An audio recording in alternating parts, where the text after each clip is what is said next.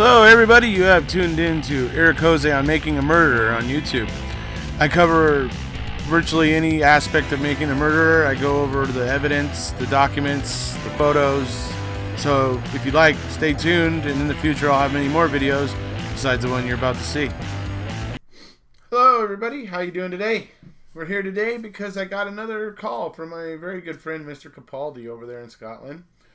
And we talked a little bit about Blaine and Bobby and their statements, and particularly started to talk about Bobby's statements and his friend Michael Osmondson, and the fact that there was a discrepancy as to what date the comments that Michael Osmondson accredited to him and Stephen happened and all that stuff. So we talk a bit about that. We also talk about guns and whether or not, if Stephen hadn't had that gun in his, trailer hanging above the bed and whatever, then they would have been hard pressed to try to pin this murder on him because he shot Teresa in the head. Okay? If that gun wasn't there, because it shouldn't have been there.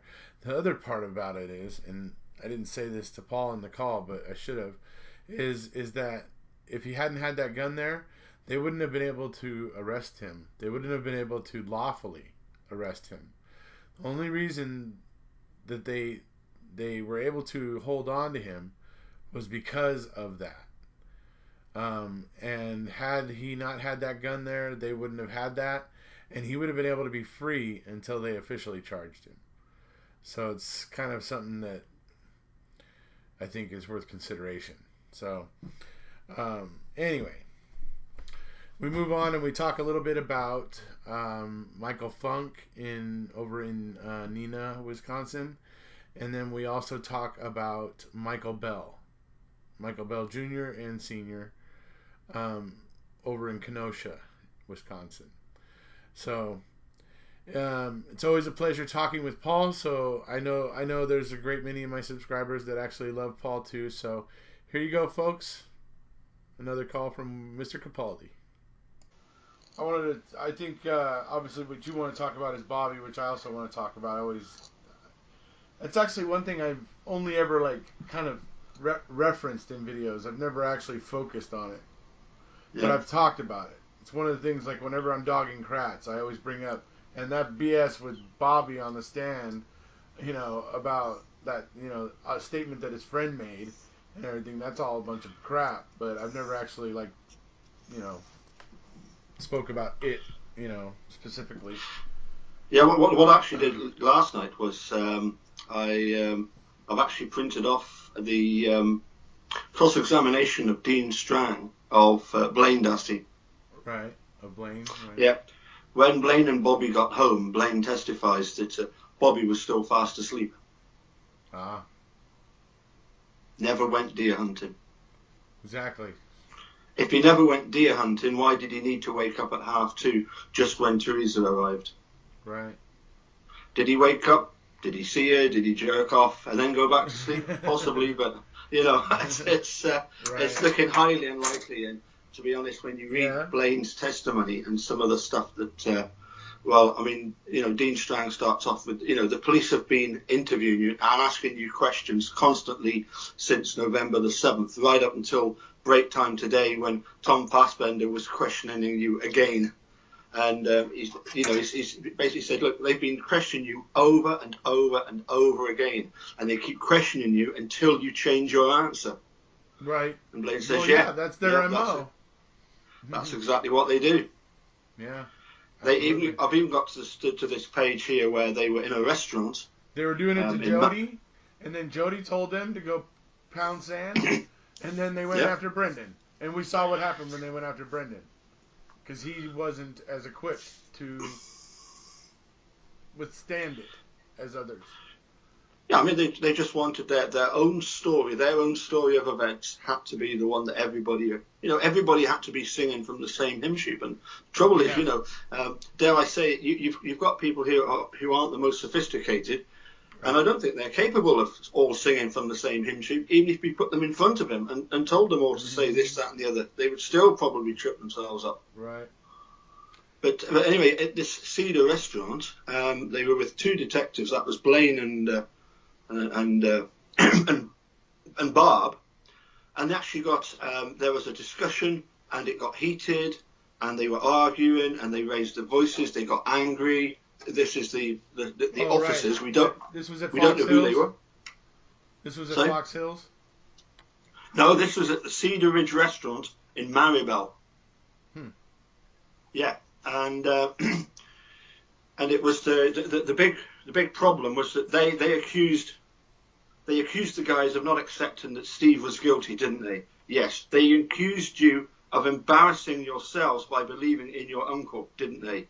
Yes, they tried to convince you that Steve Avery was guilty, didn't they? Yes, they got loud about it at the restaurant. Yes, and then they stomped off and left you there when you didn't turn on your uncle, didn't they? Oh, yeah. So all this nicey. Lots of special care going on right there, huh? Yeah, that's... But no, sorry, yes, getting back to the Mike Osmond statement.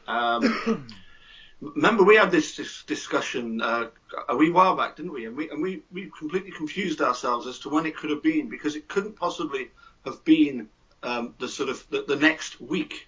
Yeah, because Steve never went back to his trailer. Once he was up in Crivets, he was there till he was arrested, I believe, on the 9th. Right. Yeah, and the Dean and Jerry were given this statement by Calumet, this report that said the conversation was on the 10th. Yeah. And so they paid no attention to that because they knew it was, to use one of your expressions, BS. Because it's like Steve couldn't have been there. Right. Yes, it could have been Mike and Bobby having the discussion, but it couldn't have been Steve there. So they completely disregarded it. But then it transpires that this conversation was, as you say, this was on the 4th. This was the day they were going up to Crivets, and it was all to do with the fact they could establish, because of the deer tag, they had to go to the petrol station nearby, what they call a mobile 310, to get the tag, because it was a roadkill deer that they were wanting to process. Yeah, in order to consume it or whatever, they had to go and officially get an official tag, so that if they were caught with it, they wouldn't get in trouble or whatever. So, yeah.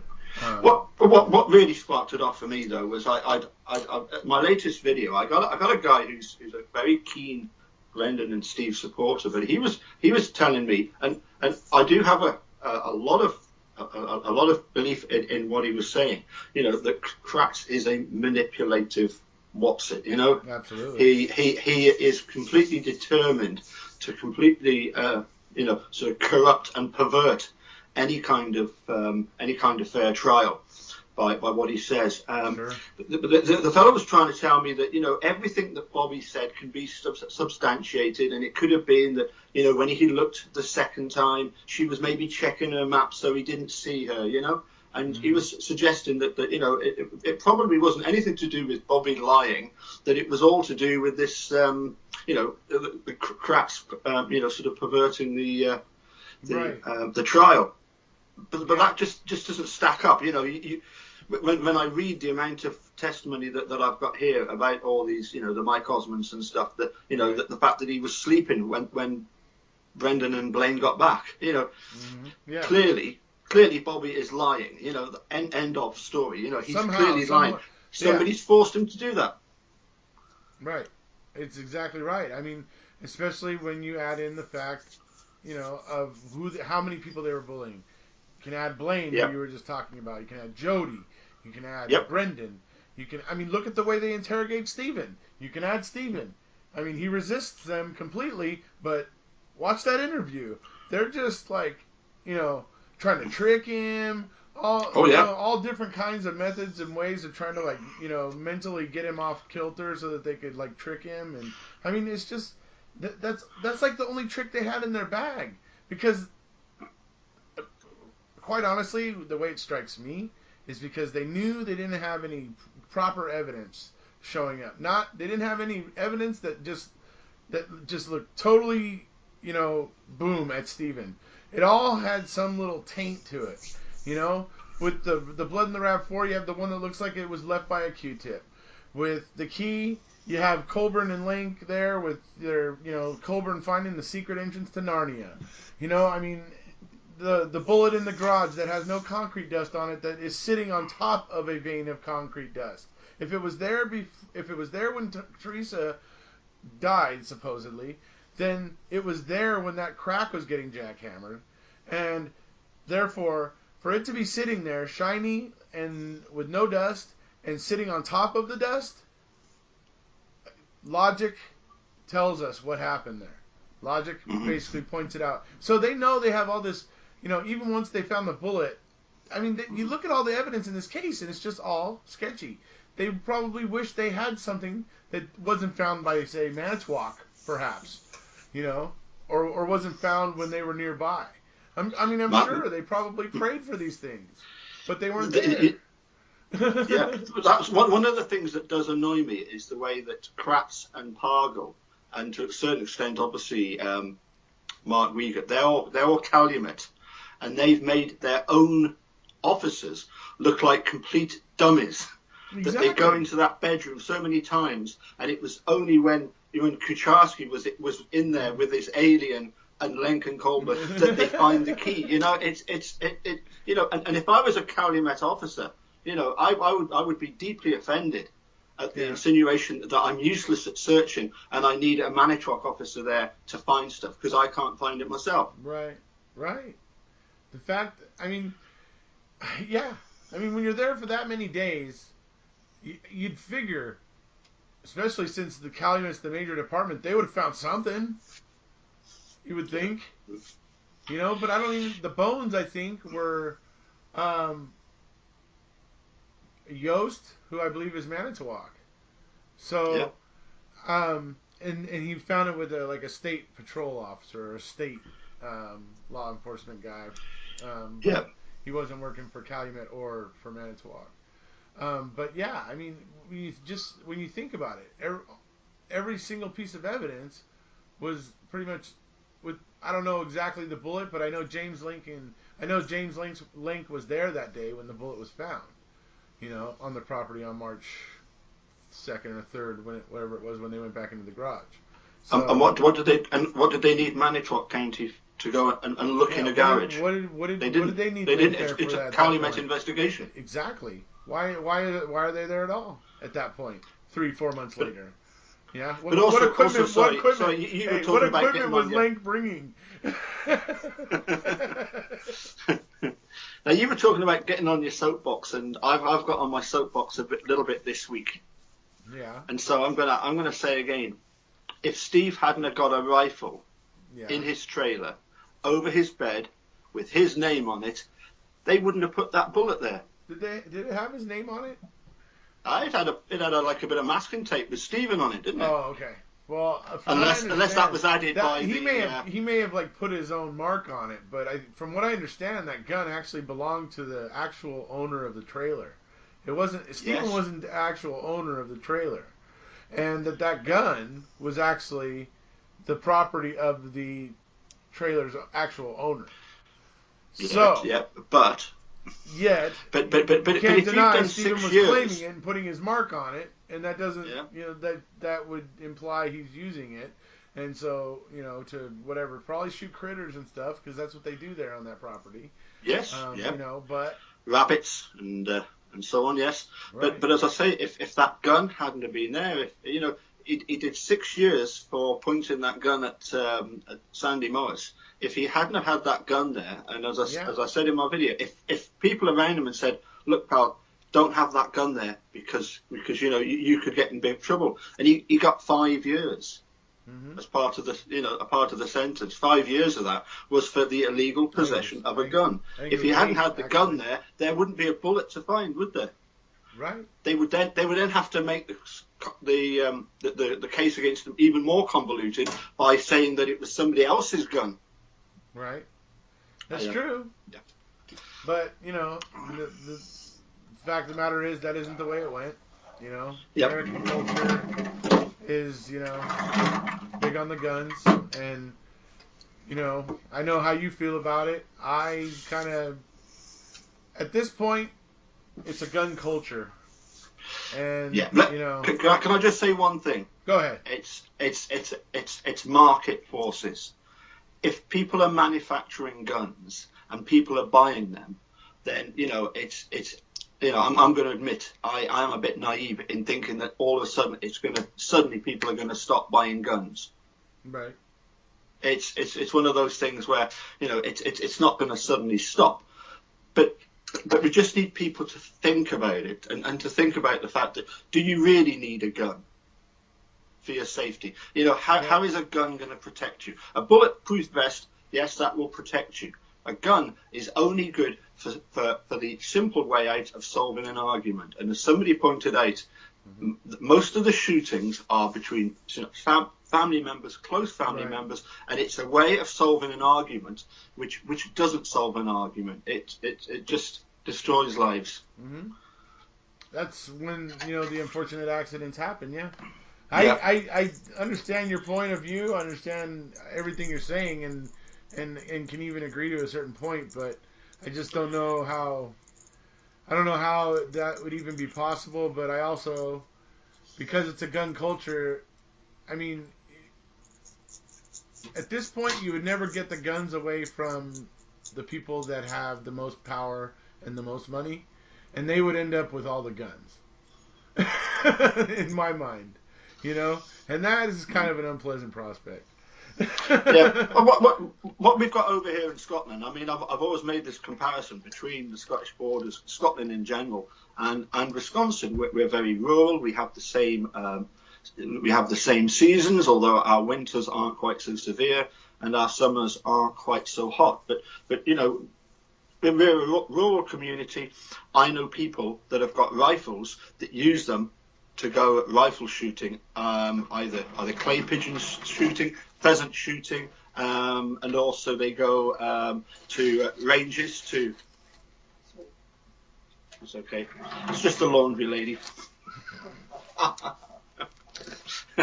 And so I know people that have got rifles and guns, and they have to have them under the most strict of circumstances. It has to be in a sealed container, a metal container that's got only so many keys access. The police have to be notified of the registration of every gun, so that sometimes when guns get somebody maybe passes away and there are guns that person belonged, they can then pass those guns on to other owners that they trust and are licensed and everything to have a gun.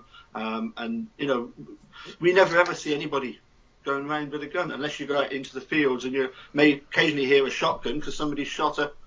I certainly think that the way to go at this point would be for people to get more. For people to start being more mindful of being responsible with their weapons.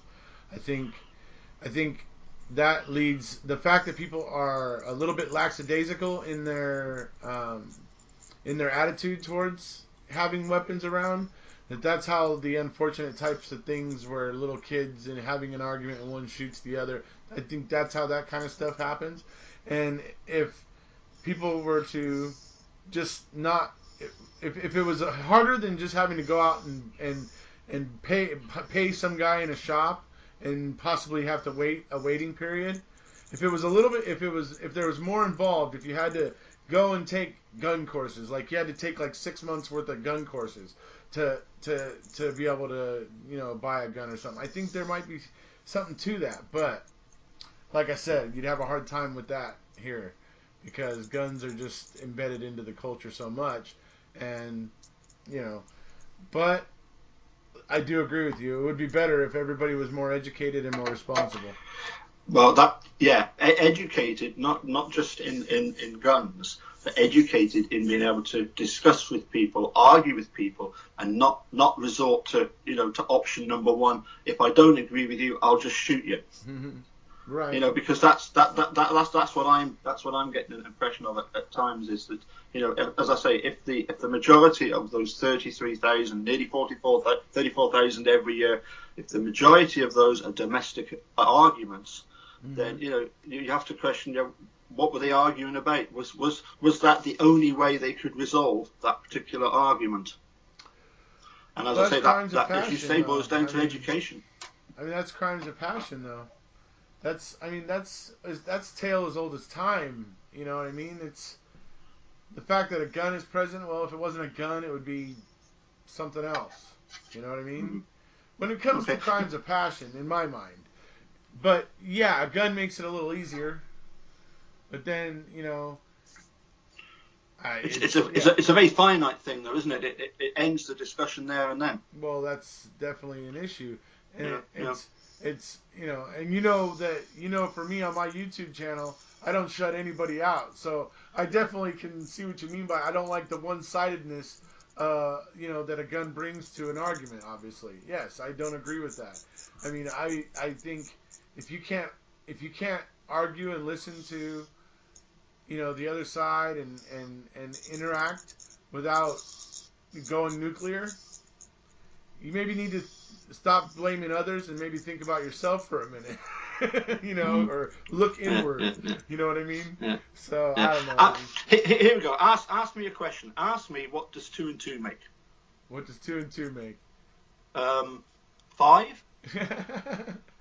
You see, even I can get things wrong, but, you know, I'm not going to shoot you because, you know, if I think it's 5 and you think it's 4, do you know what I mean? I'm not going to shoot you because of it. You know, and we have to accept that, you know, what I really like about, since I've been doing the videos, are all the comments, the fact that people take the time out, and they really do take a lot of time and a lot of thought in their comments, and you know, I don't know everything. How can I possibly know everything? Even Catherine Zellner doesn't know everything, you know. So what I really like is having all these different, you know, sensible opinions. You know, Scott Yuck, you can just, you know, just go and play with the traffic because you're a waste of space, you know, and people that want to be like that, because that's just yeah. With stupid. him, I'm more worried about the people in his life that he probably abuses, but yeah.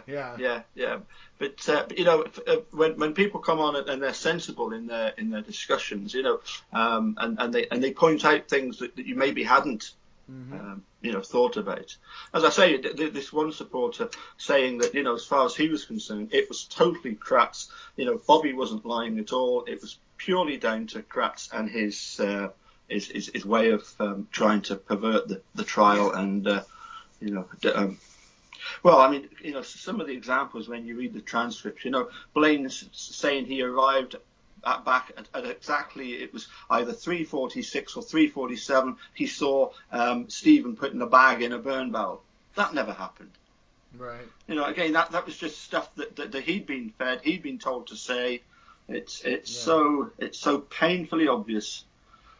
Well, you know, it's funny because if you remember from Sean Atwood's book, I don't know if you read Sean Atwood's book. Oh yes, yeah, I did. Yes, he gets to the point where he's talking about the guy that testified for the defense. He was like a psychologist guy, and he was like a scientist, and he mapped like the brain and how the brain works and how it makes new memories and how it remembers things, and so he came in and testified, and he made this whole thing about how it's when memories are very fresh that you can get in there at that point in time, and by talking about the situation, you can end up muddling and forming and molding somebody's memories about the situation without them even realizing it. Yes. And then it looks like really that's almost pretty much exactly what they did in this case when they just swooped in, you know, telling everybody that, you know, acting bullyish, you know, and bullying people, and like Blaine and whatever, you know, and all that stuff, you know. I mean, so, yep. I mean, yeah, I mean, it looks pretty clear that that's what they were doing. So, I mean, it goes on, like I said, to Jody. You know, by the time they get to February, they're all over Jody. They are, dude. I kind of like get creeped out when I'm watching Mark Uyghur get all up in Jody's face about her sex life with Steven and how much they had sex and if it was too much or whatever. Like he's all pushing her to try to get her to say something. She's like, oh no, it was just we were just that's what we were doing. It wasn't, you know, she's not tripping on it, but he's like trying to make her trip on it, and it's just like that is super creepy, dude. you know? Yeah, I suppose stuff like that. It's part of their job as an investigator. They do have to ask awkward questions. But as you say, if they keep pushing it, and then they were asking Brendan also in some of his interviews about stuff, and you think, I suppose these questions have to be asked, but yeah, they kept trying to push that and then push that and push it, but they came up empty on it. It's it's to show the consistent barking up the wrong tree. Kind of adds to the whole mosaic of this is BS. Yeah. I was going to say, changing back to the Michael Funk video, which I really enjoyed. Yeah. I had actually seen that footage before, because part of being involved and interested in making a murderer is I've got an app on my phone. It's the Post Crescent app. Oh. So for about the last year and a half, every time there's a new headline, it comes up. And of course, it was the Post Crescent. I mean, that case is actually going to court, I believe, sometime in March. Mm-hmm. Where the guy Flatoff is going to be has decided he's going to represent himself and claim diminished responsibility. But, that guy should be responsible for everything that happened there. But again, along with possibly Hoffer. But anyway. Yeah. Well, again, it was suggested that could there have been previous history between Funk and one of the policemen, and when he saw the opportunity to. Yeah. To unload his gun in him. That's when he took that opportunity. I don't know. I'm not there. I can only go by what the reports. Sorry, somebody on my channel is saying that actually Hoffer knew exactly who Funk was when he came out, because when they went in when they first got there, the police went in and tried to infiltrate, and then shots were fired from Flatoff. They actually saw Flatoff. They knew what he looked like. And then they all retreated. One of the bullets went off of Hoffer's helmet. So, yeah, I get it. Hoffer was humped up. He was pumped up. He got, had a bullet glance off of his helmet. He was probably feeling, pretty charged up. And, whatever. I get it. But, man, dude, 19 shots? And especially when he's not the guy that you're there for. And I mean,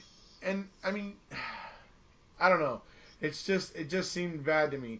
I just seemed like if they had said something when he was crouched at the back of that, truck, scared to death, staring at the door, afraid that the gunman was going to come out, they might have said, drop the Freeze.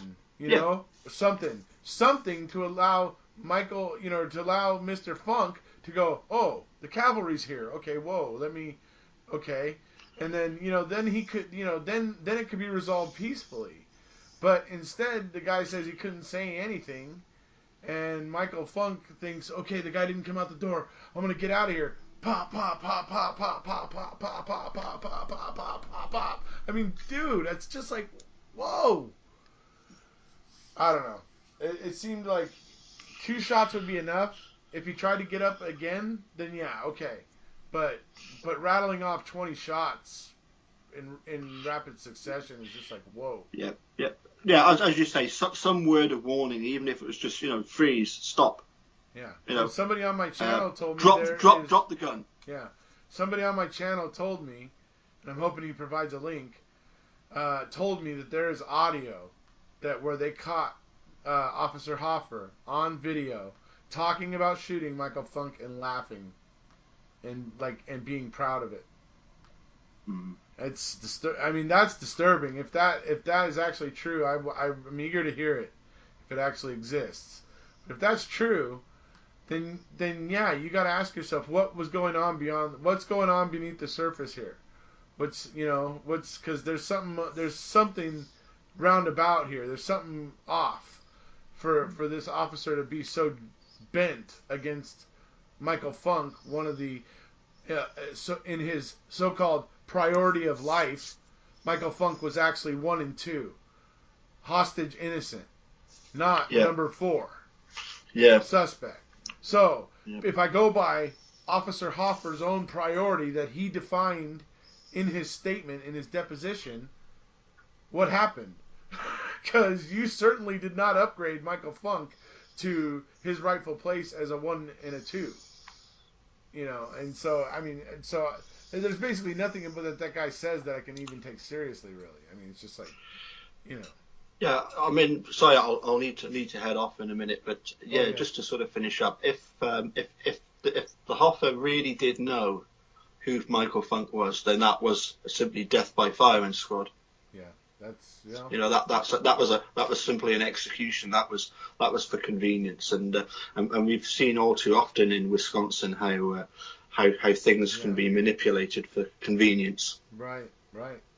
And then the other thing we didn't talk about, though, is the Michael Bell, and I did want to say something real quick, because go on, the whole Michael Bell case, and it's something I want to draw attention to, because Michael Bell Sr. is out there right now, and he's fighting. He wants to get an independent investigation done for his son, for the shooting of his son, and he got law. He actually got legislation passed. He actually got legislation made that now requires, if a police department shoots somebody in Wisconsin, that the investigation can no longer be done by the department who has whose officer shot somebody. It has to be an outside agency now that comes to investigate it. So that's great. That's awesome.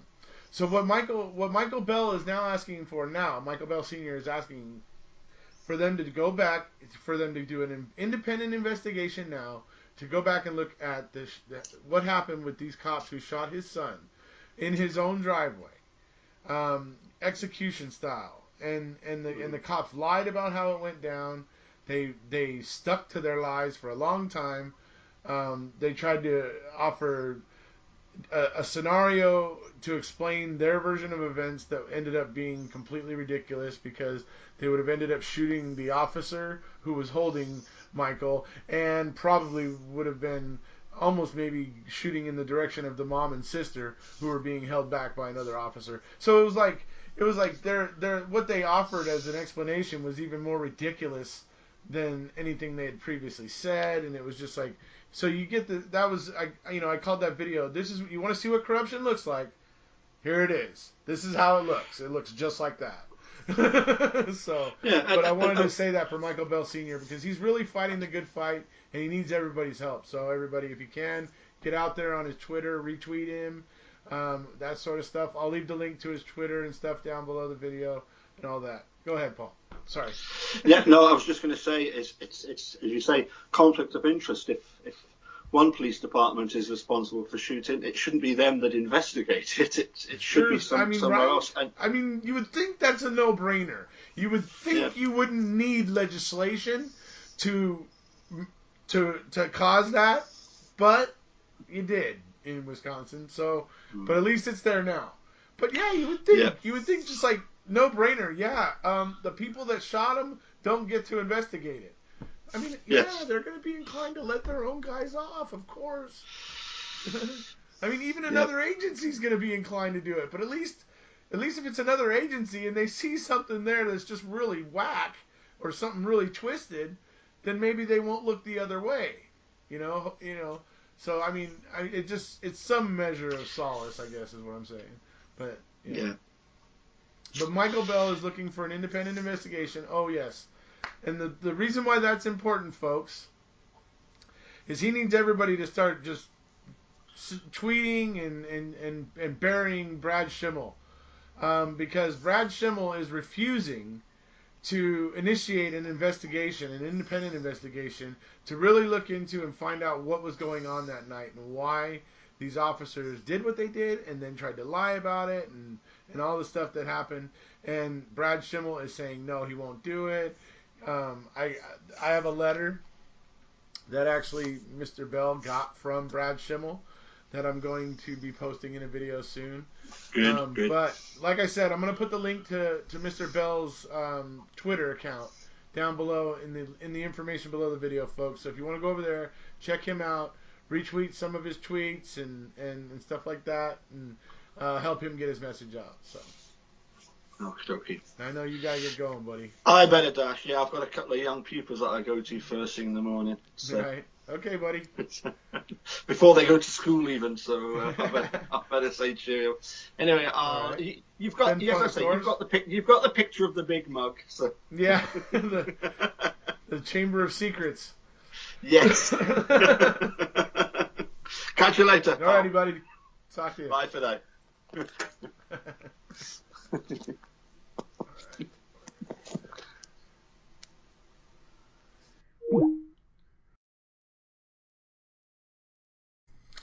So that's about it, folks. You know that Paul and I obviously will be back again real soon to talk about some other aspect or aspects of the case, and also maybe some peripheral cases in Wisconsin to further give context to the kind of standard operating procedure there, amongst other things. So, but hey, I know if you love listening to me and Mr. Capaldi talk about the case, there will be more to come. So, if you haven't already, please hit subscribe, and we'll see ya.